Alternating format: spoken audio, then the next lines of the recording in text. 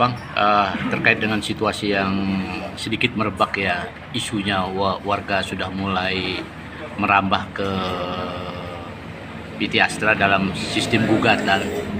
Nah, sampai sejauh mana ini, Bang?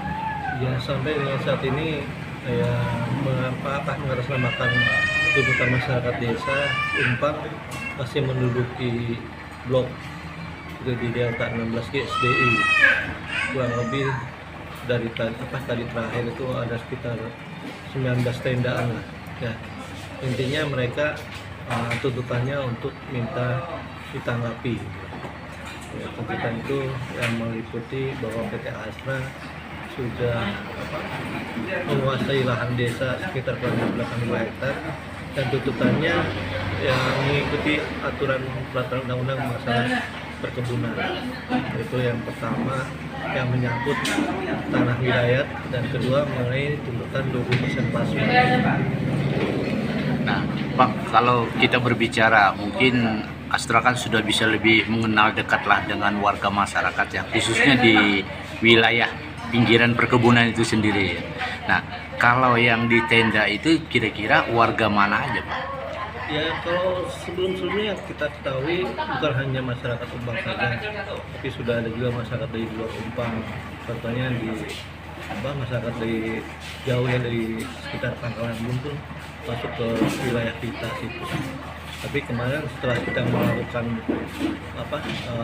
operasi pembenahan di dalam area tenda tersebut, yang sebagian masyarakat di luar Umpang sudah mulai keluar dari tenda-tenda tersebut. Berarti mereka apakah ada semacam suruhan atau memang hanya ikut-ikutan atau memang punya hak di sana gitu, Pak? Ya, kalau dari hasil investigasi tim patroli kita, sebagian mengatakan bahwa mereka ya diundang, bahkan ada juga dijanjikan terkait masalah kebun plasma tersebut gitu. Ya, isu-isunya seperti itu. Oh, berarti mereka dijanjikan sesuatu yang Ya, belum tahu jelas benar. yang bagaimana ya. Ya, Nah, Bang, kalau kita berbicara ini kan terkait dengan plasma ya. Mungkin sedikit Bang gambarannya masalah plasma itu ya kayak apa sih sebenarnya aturannya, Bang? plasma itu kan peraturan undang-undang itu kan yang kita tahu itu terbit kurang lebih di tahun 2014. Ya, sementara Astra itu berdiri sebelum tahun 2014. Kau mengikuti undang-undang tahun 28 perkebunan tahun 2014 tersebut itu dikatakan bahwa kewajiban perusahaan membangun 20% dari total kebun HGU yang diperuntukkan untuk perusahaan. Nah, tapi karena dalam hal ini kan undang-undang itu setahu saya kan tidak berlaku surut. Ya, artinya perkebunan yang berdiri sebelum tahun 2014 tidak mempunyai kewajiban untuk membangun kebun plasma. Nah, tapi sebagai rasa tanggung jawab sosial perusahaan kepada masyarakat, makanya dibuatlah program IGA, Income Generating Activity, di mana perusahaan memberi kesempatan buat masyarakat yang mempunyai lahan, kita bantu program pembibitan sampai pemupukan dan segala macam sampai nanti menghasilkan. Setelah menghasilkan kebun tersebut, ya buah-buahnya dikerjasamakan, dimitrakan dengan perusahaan, jadi harusnya masuk ke PT Astra kembali. Memang mungkin untuk memberikan kepuasan terhadap masyarakat mungkin kita tidak bisa 100% karena kan yang mempunyai lahan itu tidak semua masyarakat desa tersebut mempunyai lahan. Tapi kalau secara kepedulian kita sudah lakukan program kemitraan, yaitu program IGA.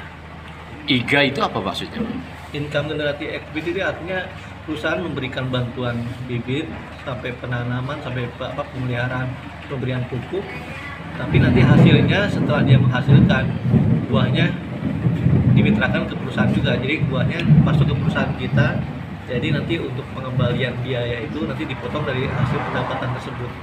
Kalau bahasa dulunya bina desa ya gitu? Ya, seperti itulah. Oh, seperti itu. Kemitraan. Kemitraan Iya. ya. Nah, sekarang dengan adanya program IGA ini, mungkin langkah-langkah masyarakat menyikapinya bagaimana, Bang, selama ini? Ya, harapannya sih kita tetap berjalan program IGA tersebut. Tapi masalahnya IGA yang sudah kita berikan dahulu sebelumnya ini pun masih jadi masalah buat kita, karena beberapa petani yang kita bantu di program tiga tersebut itu masih ada yang belum kembali gitu loh. Kenapa? Karena banyak yang sudah diperjualbelikan juga oleh masyarakat gitu. Jadi mungkin ini menurut saya ada semacam kecemburuan sosial di mana orang-orang yang sekarang berhasil menerima hasil dari gitu, sementara orang yang dulu dijual mungkin nyesel ini baru sekarang gitu loh. Tahu seperti itu Pak.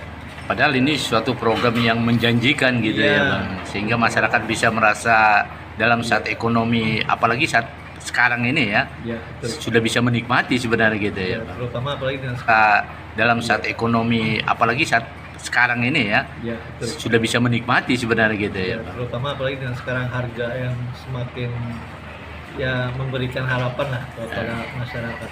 Tapi kita pun nggak luput untuk bukan hanya program 3 saja, program CSR pun kita gulirkan di beberapa satu desa kita.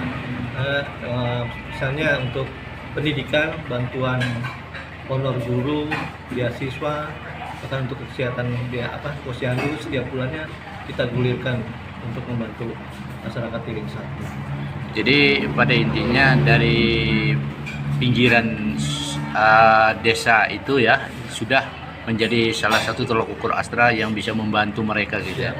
Beberapa sektor gitu ya. Mungkin ada harapannya Bang selaku perpanjang tanganan Astra. Ya harapannya kita kembali ke normal kembali Pak. Kita bisa perusahaan selaku investor pastinya perlu juga kenyamanan ya, khususnya untuk karyawan kita, karena dengan adanya pemondokan tuntutan masyarakat ini sedikit banyak mengganggu kinerja karyawan karena karyawan merasa resah. Harapnya kita kembali normal kembali.